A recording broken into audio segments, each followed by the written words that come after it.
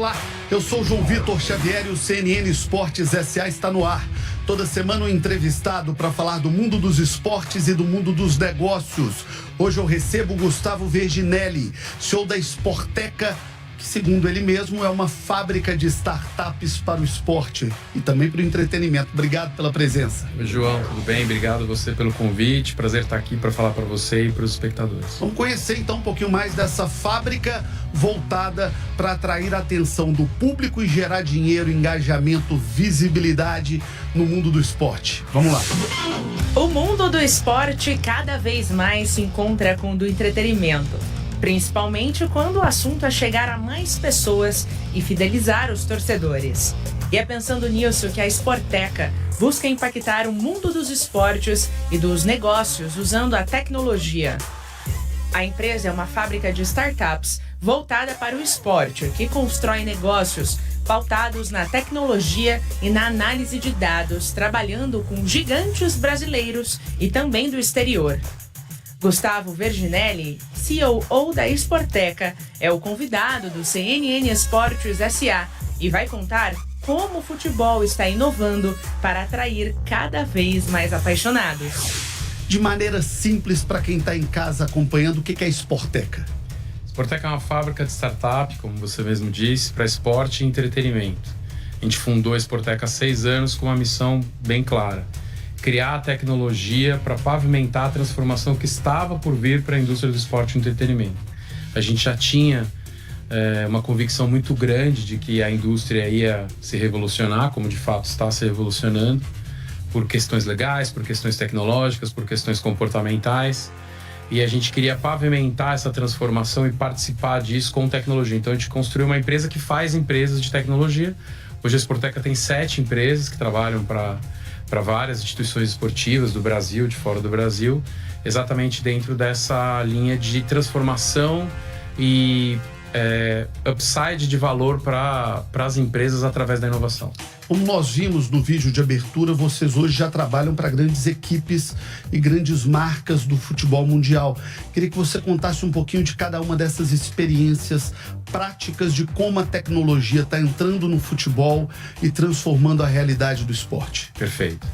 Bom, o importante dizer que a mesma necessidade que um clube pequeno do Brasil tem, e principalmente quando a gente está falando dos torcedores, é idêntica num clube médio grande da Europa. Porque em função do smartphone, os consumidores são muito parecidos, né? E todos eles são influenciados pelas grandes empresas de tecnologia. Então todo mundo... As famosas Big Techs. Todos eles são influenciados pelas Big Techs. Então tá todo mundo acostumado a ver Netflix, a ver Amazon Prime, a ver um streaming da Apple, a entrar no aplicativo de uma grande rede social. Então isso é meio que o padrão de qualidade que se formou nos últimos 10, 15 anos. Posto isso, e com o aumento absurdo da quantidade de opções de entretenimento, os clubes precisavam e precisam oferecer para suas audiências experiências um pouco melhores de entretenimento e, obviamente, isso depende de tecnologia. Então é isso que a gente faz, né? As nossas empresas, elas trabalham muitas das vezes, não todas as vezes, como suporte para essas instituições. Corinthians, Flamengo, São Paulo, Federação Romena de Futebol, para você ver como a necessidade ela é global. O jovem de 15 anos da Romênia tem necessidades muito parecidas com o jovem de 15 anos de São Paulo. Federação de Rugby dos Estados Unidos, Comitê Olímpico do Brasil. Então todos eles precisam oferecer experiências diferentes, conteúdo individualizado, porque hoje não adianta eu conversar com uma pessoa pensando na idade dela e supostamente na classe social, porque isso vai estar muito distante do comportamento e dos interesses dela, porque as pessoas hoje são muito diversas, muito plurais, né? Às vezes elas mudam a persona de consumo ao longo do dia. Se eu estou na faculdade, eu tenho um tipo de consumo. Quando eu estou no trabalho, eu tenho outro tipo de consumo.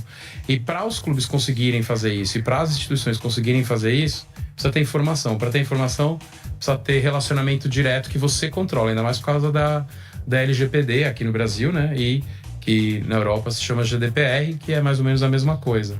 Ou você controla a relação e detém a informação e analisa e faz alguma coisa, ou é passageiro. Você tá ali esperando a relação acontecer e quando acontecer você tenta aproveitar. Então, a gente faz exatamente esse tipo de trabalho para os nossos parceiros. Então, o que você está dizendo é o seguinte, que os clubes começam a enxergar a necessidade de estar dentro do telefone celular do seu torcedor para conversar adequadamente com aquele torcedor e oferecer o serviço de interesse dele. Vossa Excelência ao cliente. É exatamente isso, João. Posso dar um exemplo bem prático, assim, de uma ativação que até certo ponto é simples para outras indústrias, mas para a indústria do esporte é uma inovação. Então vamos supor que tem um torcedor que gosta muito de futebol, acompanha o seu clube de coração e está no aplicativo e viu o conteúdo sobre o treinamento de um ídolo dele na parte da manhã na academia, né? Se preparando para o jogo da noite, que faz aquele treino leve. E esse mesmo torcedor vai correr de tarde no parque. Como a gente tem uma plataforma que se conecta diretamente com ele e ele deu opt-in para localização em segundo plano, notificação, porque é o clube que está pedindo, lembrando que esses canais são todos oficiais, então é o clube que está pedindo para o João a permissão para mandar um push, a permissão para guardar a informação de onde o celular está. E é óbvio que, devido à paixão, as pessoas dão opt-in para isso, porque ela quer que o clube saiba. A partir do momento que a gente tem esse opt-in, e eu sei que você corre, eu posso oferecer a playlist que o seu ídolo escutou de manhã para você correr agora, com oferecimento de uma marca de isotônico que vende no quiosque no parque que você tá. Então você vai escutar a playlist que o seu ídolo escutou treinando e no final da corrida você ainda pode brincar com o pace que ele atingiu e o pace que você tem e no final você recebe um cupom para resgatar com um desconto isotônico no quiosque da frente. Que provavelmente é do patrocinador do clube. Exato. Que já colocou algum dinheiro para pagar a conta do ídolo daquele jogador que o torcedor que está ouvindo acompanha. Tanto gosta e tanto quer, né? E aí o clube como canal, que isso é muito importante. O mais difícil, os clubes já fizeram, que é ter mais de 100 anos e ter milhões e milhões de apaixonados. Isso é o mais difícil. Você não constrói isso da noite pro dia. Você disse agora há pouco que vocês entraram nesse mercado se preparando para o boom das SAFs, para aquilo que viria e que já veio, já aconteceu. E o que mudou com as SAFs em termos de gestão, de planejamento e de percepção dos clubes do quanto a tecnologia é importante para o dia a dia? Ótima pergunta. Acho que vai dar para a gente explorar bastante coisa aqui. Na nossa visão, a gente agora está começando o que a gente chama de terceira onda das SAFs. Então, vou me explicar um pouco melhor. O início foi SAFs, por exemplo, como a do Cruzeiro, né? Um clube gigantesco, uma marca maravilhosa, tinha problemas seríssimos financeiros, como vários têm, né? Problemas quase beirando a insolvência, né?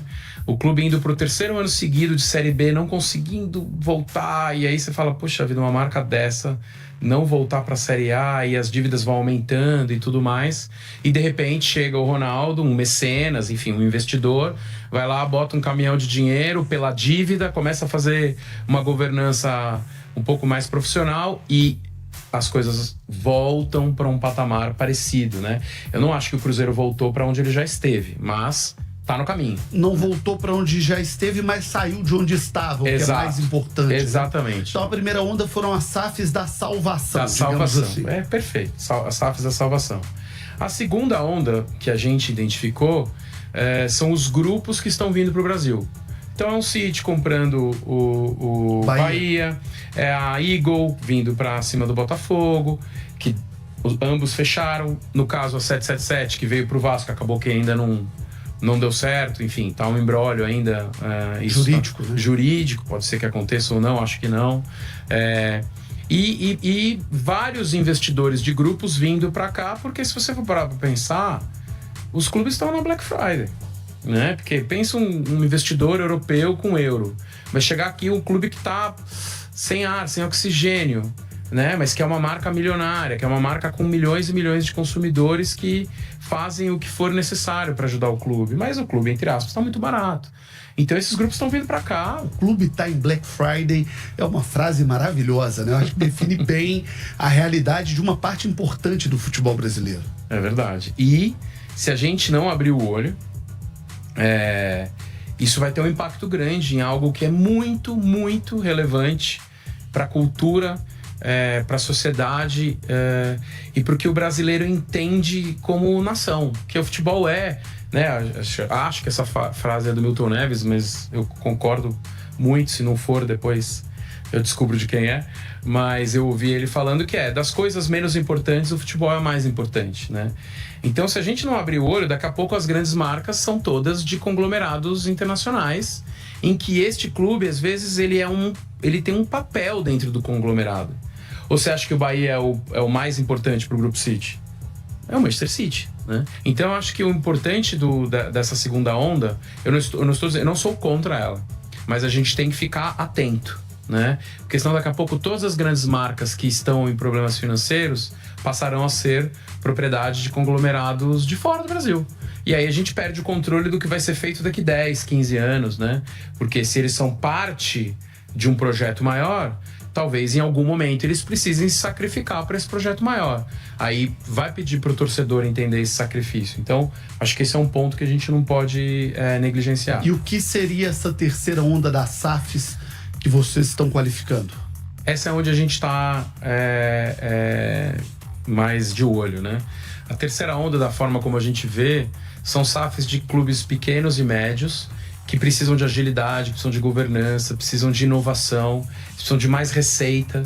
Eles não podem adotar o mesmo modelo de SAFs que vem com caminhão de dinheiro, porque eles não vão ter esse caminhão de dinheiro. Por quê? Porque eles são de cidades menores, com comunidades menores, então a conta não fecha, né? Quando você vai ver a quantidade de torcedor... Ninguém vai botar um bi de investimento porque não tem torcida e não tem mercado para esse um bi voltar. Não tem como. Então, como que essas SAFs podem figurar dentro desse mapa?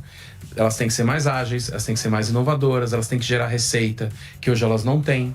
Então elas precisam de tecnologia. Não é só, entre aspas, é preciso, mas não apenas, governança financeira. Você precisa se transformar numa empresa de entretenimento que tem um time. Você precisa oferecer outras experiências para o público mais jovem, porque daí você começa a seduzir, no bom sentido, outras microtransações que hoje eles não fazem, né? O normal de um clube, seja o gigante ou o menor, é você poder investir no pay-per-view, no ingresso para ver no estádio, na camisa, tem 3 camisas, então beleza. Não é todo mundo que vai ficar comprando 3 camisas. Que mais? Meio que acaba, né? No sócio-torcedor, né? Nem todos, o clube menor às vezes nem faz sentido ter sócio-torcedor, porque o estádio é pequeno, não tem aquela loucura tanta para ingresso. Tantos torcedores têm, quanto mais o torcedor disposto a pagar uma quantia mensal. Exato. Então assim, você vê, não fechei uma mão a fonte de receita tradicional do clube. E aí tem venda de jogador, né? Fora isso, o que mais eu posso fazer, né? Então, é dentro desse cenário em que a gente consegue impactar positivamente muito essas SAFs da terceira onda. É começar a oferecer outras experiências, outros conteúdos, outras oportunidades de consumo dentro de um âmbito tecnológico em que esse usuário já está acostumado. Porque, como a gente falou, ele já foi educado pelas Big Techs. A gente não precisa ensinar esse usuário a baixar um app, a gente não precisa ensinar esse usuário o que é um streaming, o que é uma sala de bate-papo. E aí é inventário, é uma marca oferecendo o streaming do treino, é uma marca oferecendo a sala de bate-papo dentro da transmissão. Isso tudo é fonte de receita nova que os clubes normalmente não têm. Agora, os clubes no Brasil, eles já entenderam que o futebol é um esporte, como sempre foi, com a vontade de vencer, com a vontade de competir, mas que é um entretenimento também, que é preciso estar conectado com a cadeia do entretenimento, da geração de atenção, com a geração de atração, que dialoga muito hoje com o showbiz, que dialoga muito hoje com os grandes artistas, com a visibilidade necessária. O futebol brasileiro já entendeu isso? Acho que está no processo. Se eu tivesse que falar sim ou não, eu diria que ainda não. Mas está no processo. Como eu falei, a Sporteca já tem 6 anos, então a gente convive com todos eles há 6 anos no mínimo, né? E a gente percebe alguma evolução. Mas o que acontece no campo ainda vamos dizer assim, o fator preponderante para qualquer decisão, para qualquer mudança de rotina. E isso, eu não estou tirando a importância, mas isso não pode ser o driver para todas as decisões, porque só um time vai ganhar. Então todos os outros vão ficar esperando. né? Só um vai ser campeão. Pensa no próximo Campeonato Brasileiro aí, que você tem Flamengo, muito bem estruturado. Palmeiras, muito bem estruturado. Botafogo, bem estruturado. Atlético Mineiro, bem estruturado. Red Bull Bragantino, Bahia, que é do Grupo City. Você já tem 6 que já meio que desgarram do resto. Desses 6, só um vai ser campeão. E os outros? Vão ficar esperando para ver se vão ser campeão, para ver se eles fazem alguma inovação? Não dá para esperar. Porque enquanto você espera, o Fortnite está pegando seu consumidor. Enquanto você espera, a Netflix lançou uma série nova e ele vai maratonar e não vai ver seu conteúdo. Enquanto você espera, tem um campeonato de esporte ou um campeonato da Kings League rolando na Twitch. Como é que o futebol vai entrar no meio dessa disputa sangrenta pelo consumidor, pela atenção do público mais jovem? Ele não pode se resumir apenas ao match day. Ele não pode ser apenas interessante quando o time for jogar. O exemplo da corrida. Pô, eu entrei na atenção do cara quando ele tá correndo. Ele não tá vendo a Kings League enquanto ele tá correndo no parque. Ele não tá consumindo rede social enquanto ele tá correndo no parque. Mas ele pode estar ouvindo a playlist do ídolo dele, oferecida pelo time dele. Pronto, atenção, a marca ofereceu, contextualizou, foi algo que faz bastante sentido para aquele momento e pode até gerar receita para um parceiro do clube dele.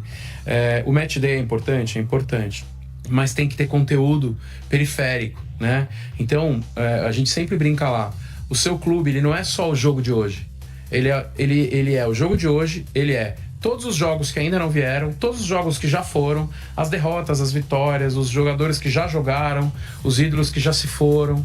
Quanto conteúdo você pode oferecer para as pessoas, dependendo do cluster delas, né, o perfil delas, quanto conteúdo você pode oferecer? O que você está dizendo é que a próxima guerra é a guerra da comunicação no futebol. Tivemos a guerra da criação dos clubes, da formação de calendário, do fortalecimento das torcidas, das disputas regionais, nacionais, sul-americanas, cada uma ao seu tempo. Há muito pouco tempo tivemos a guerra da sobrevivência e do fortalecimento das marcas, como SAF, como associação, e a próxima grande guerra para a sobrevivência dessas marcas, para o fortalecimento desses clubes, independentemente de ser uma SAF muito bem gerida ou ser uma associação muito bem gerida, é a guerra da comunicação. Quem vai conseguir falar melhor com o seu torcedor, é isso?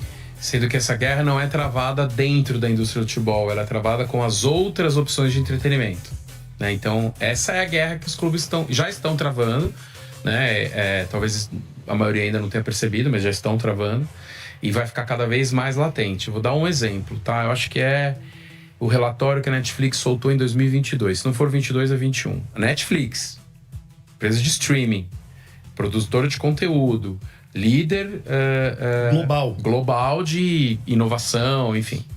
Soltou um relatório, deve ser 21, para os seus investidores, porque a vinda da Disney Plus, que ainda não tinha chegado, estava mexendo com o ânimo do mercado, né? Porque quando a Disney entra num mercado, ela não entra para brincar. Então, estava todo mundo receoso. O que vai acontecer com esse mercado com a Disney entrando com a plataforma Disney Plus? E o CEO, ele soltou o relatório e falou: nossa preocupação não é a Disney Plus. Nossa preocupação é Fortnite.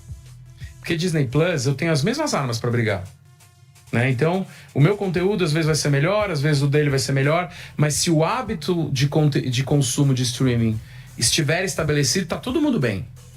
Agora, se o hábito de consumo de streaming começar a perder tempo para videogame, aí tá todo mundo mal.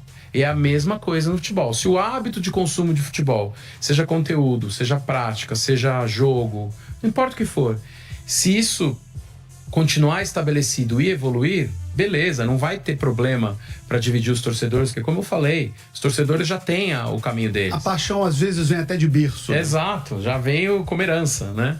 Agora, se esse hábito começar a perder espaço para outros consumos, aí é que é o problema.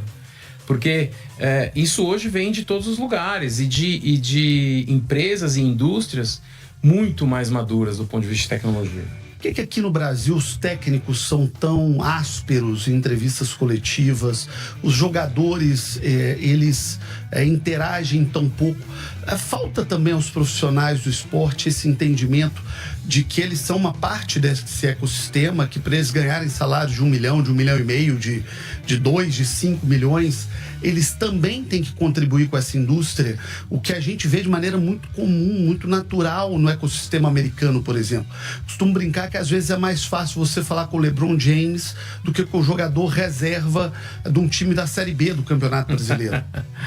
Olha, difícil responder por todos, mas vou dar minha resposta baseada em experiências que a gente tem, né? Vou até citar, acho que um clube que merece muito ser citado é o Fortaleza, porque ele entendeu que ele tinha que usar outras armas para brigar no mesmo lugar, né? Ele fica lá no G5, G4, G6, brigando com gigantes do futebol. Orçamentos, às vezes, 4, 5 vezes maiores. Incomparável.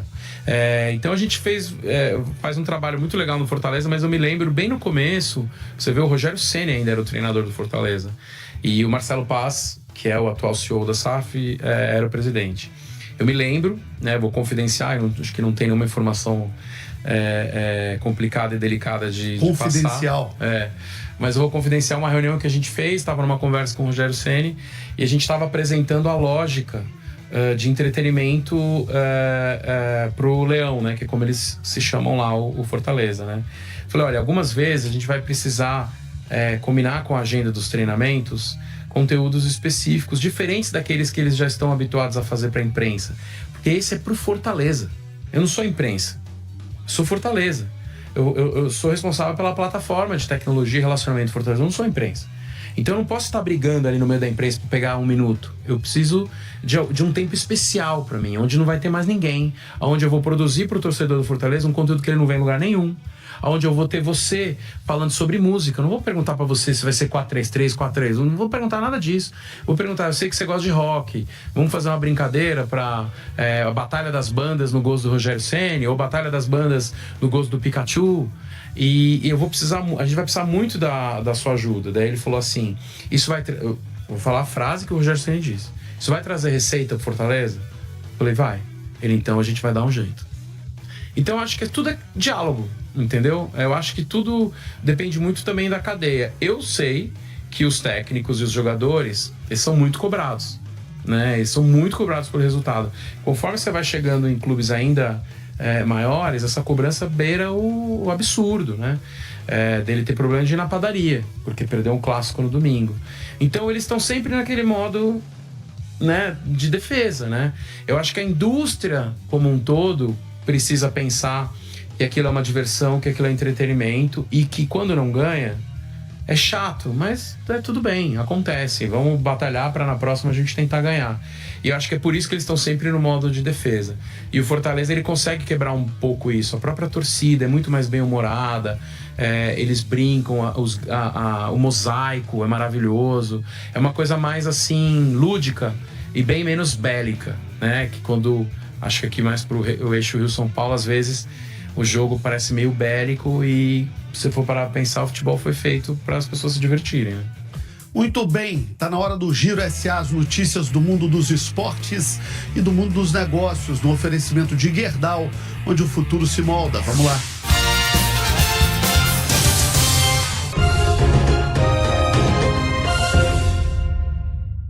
Estamos de volta com o CNN Esportes SA, recebendo Gustavo Virginelli, CEO da Sporteca, uma fábrica de startups para introduzir a tecnologia no mundo do esporte e do futebol, com cases em grandes clubes. Eu queria falar sobre eles. Você já trabalhou, por exemplo, com Corinthians, São Paulo, Flamengo, Fortaleza, que você citou agora há pouco.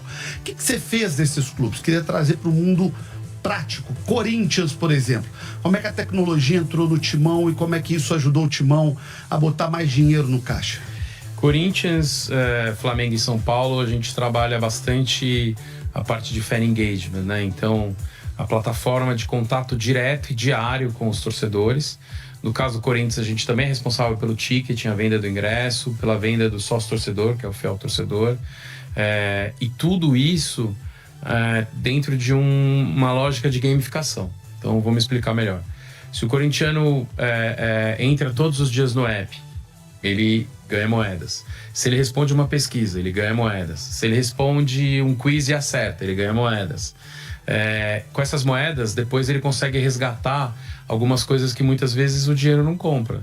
Então eu quero que o meu filho entre no gramado com os atletas. Você não tem como comprar isso com dinheiro, né? Isso não é um produto que está à venda, mas você pode resgatar com 5.000 moedas. Então você investe o seu tempo, você investe seu conhecimento, investe sua opinião, você se relaciona com a plataforma, porque tudo isso vai gerando informação para o Corinthians. E aí o Corinthians, obviamente, consegue criar ativações mais específicas e atrair as marcas com mais informação, né? Seja uma marca de delivery, seja uma marca de posto de gasolina, seja uma marca de itens esportivos, que eu estou falando aqui de casos reais que nós fizemos lá.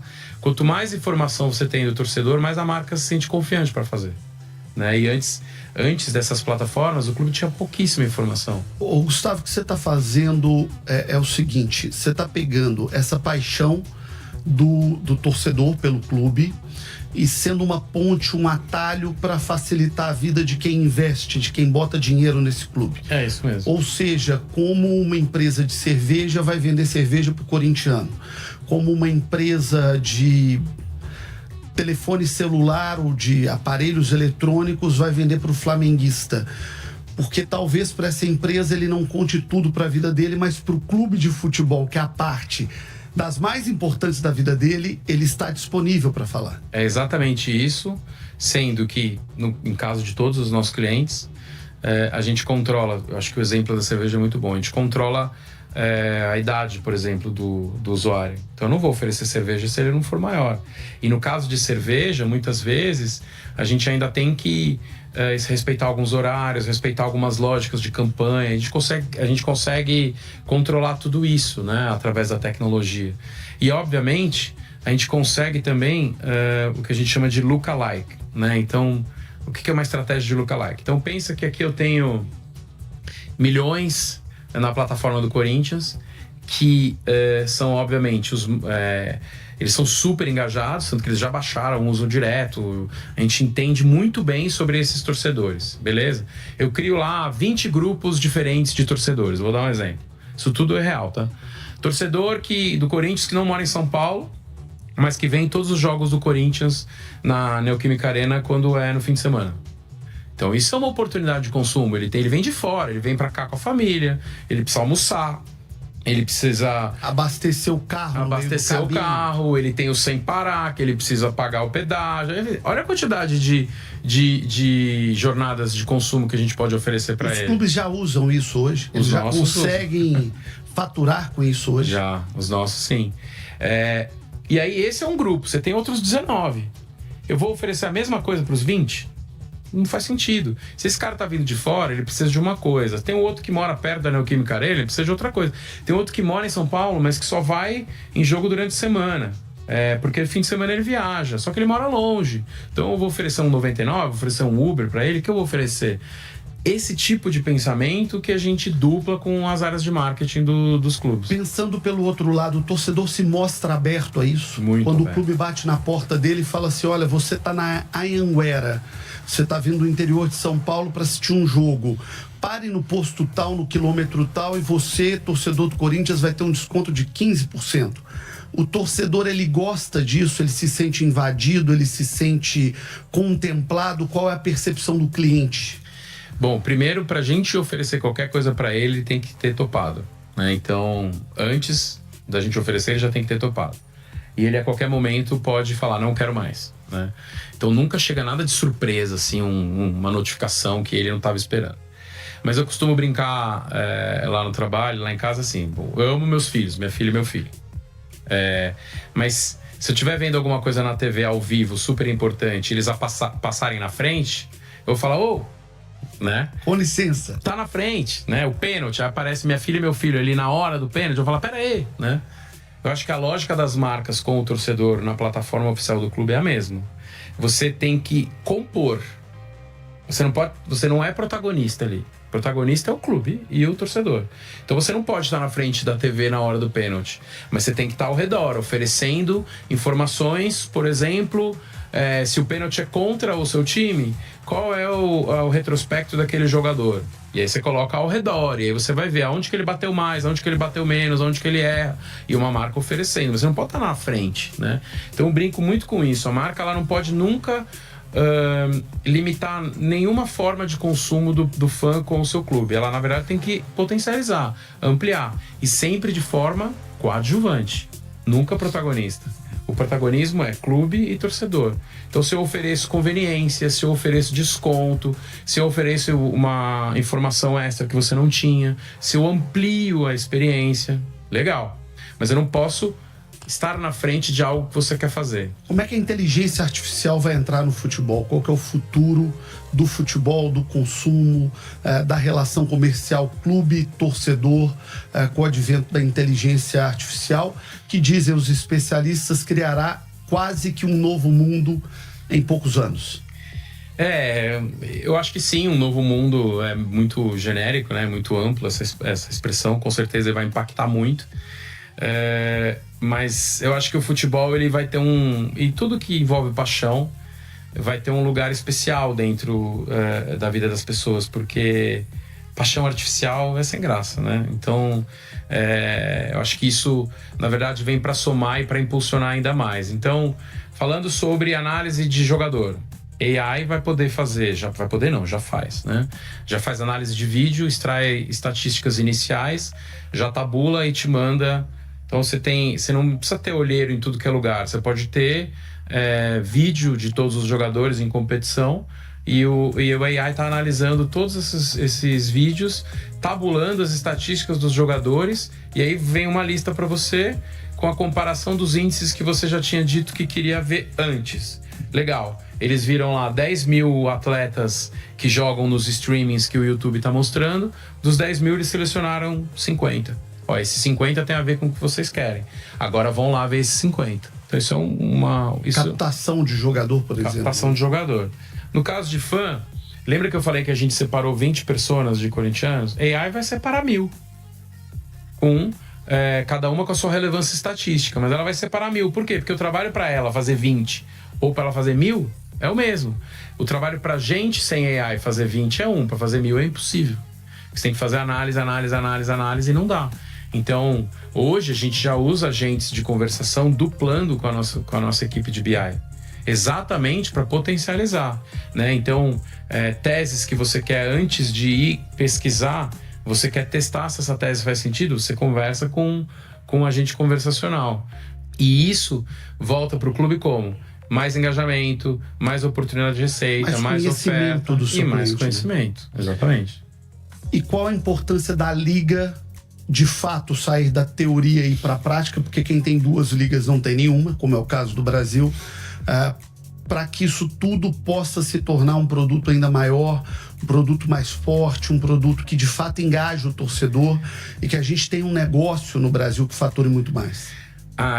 Independente dos 2 grupos ainda, né, estarem em negociação para se transformarem em um só, eu acho que a gente já tem muita evolução, tá? Então, esse primeiro ano aqui, vamos dizer assim, da Liga, já gerou mais receita de direitos do que nos anos anteriores. Então, isso por si só já é muito bom.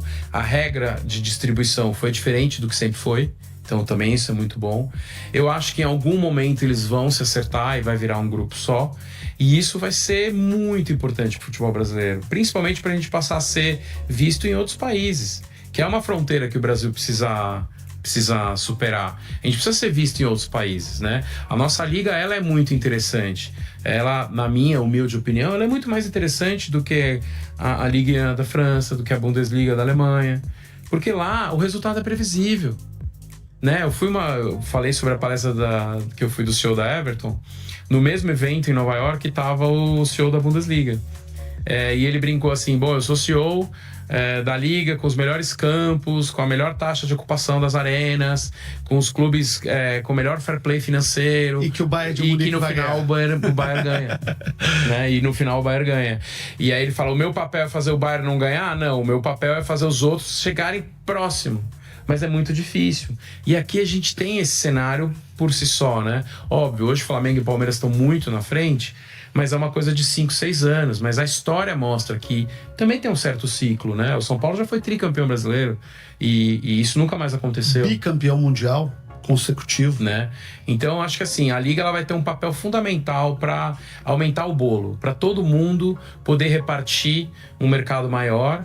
E acho que uma grande fronteira que está prestes a ser vencida ou superada é a audiência do campeonato fora do Brasil. Porque daí você turbina a receita, porque você pega públicos que hoje você pega zero, você vai passar a pegar uma boa quantidade, porque tem brasileiro em tudo que é lugar, tem pessoas que gostam de futebol e que podem se interessar. O futebol brasileiro é muito querido em todo canto do mundo, né? Acho que a Copa do Mundo de Clubes, inclusive, cumpriu um papel muito interessante nisso, né? De mostrar, peraí, não é bem assim, né?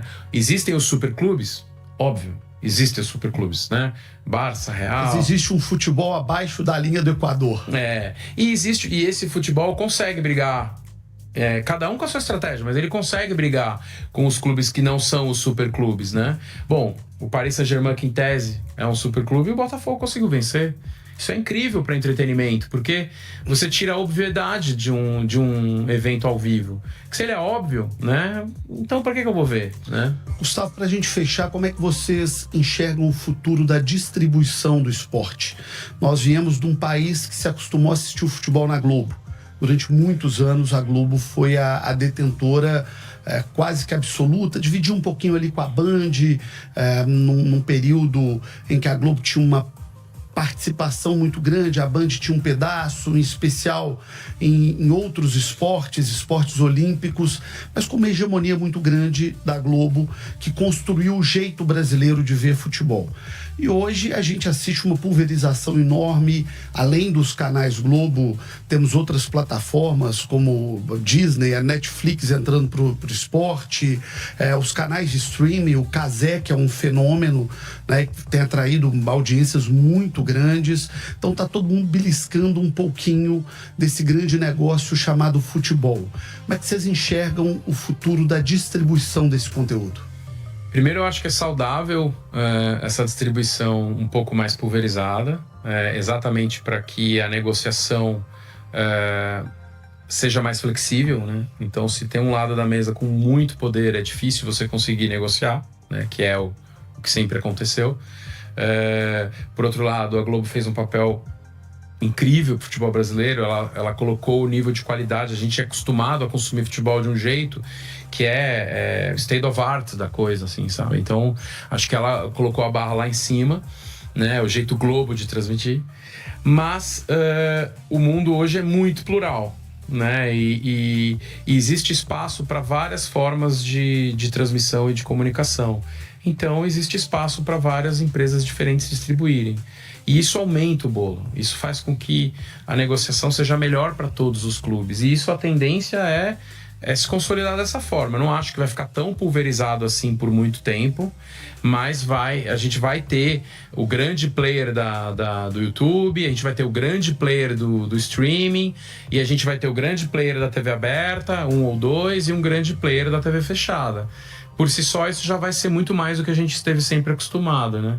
E isso pode ser a chave para o futebol romper a barreira internacional. Porque algum player de fora pode se interessar em abraçar o futebol nacional, não o de seleção. Em qualquer uma dessas plataformas diferentes. Lá para fora, né? Talvez num país a grande plataforma seja a TV aberta, em outro país seja o streaming. E se você já negociou a Amazon Prime, por exemplo, que transmite alguns jogos do Brasileirão, jogos da Copa do Brasil, ela tá no mundo inteiro. É só virar a chave. É só mais uns zerinhos ali e ela já apresenta em outros países, né? Gustavo, obrigado pela entrevista. Obrigado você. Muito obrigado. Conversei com Gustavo Virginelli, que é CEO da Sporteca, uma fábrica de startups que trabalha a presença da tecnologia no futebol brasileiro. O CNN Esportes SA teve o oferecimento de Gerdau, o futuro se molda. No próximo final de semana estaremos de volta com mais um entrevistado para falar do mundo dos esportes e do mundo dos negócios. Muito obrigado e até lá.